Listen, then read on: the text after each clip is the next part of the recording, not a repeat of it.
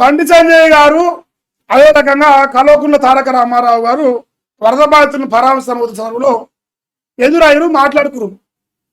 BRS BJP ఎప్పటికైనా కలిసేదాన్ని నీ పనికి మాల సన్నాసి.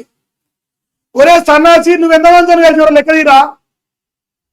ఇదే బీఆర్ఎస్ పార్టీ ఎవరితో పొత్తు పెట్టుకుంది 2004 ఎవరితో సన్నాసి 2004 2009 ఓనాడు కాంగ్రెస్ ఓడు, ఓనాడు టీడీపీ ఓడు, ఏనాడన్నా భారతీయ జనతా పార్టీతో బీఆర్ఎస్ పార్టీ పొత్తు సన్నాసి. చెప్పురా సన్నాసి, సిగ్గులేని దద్దమ్మ.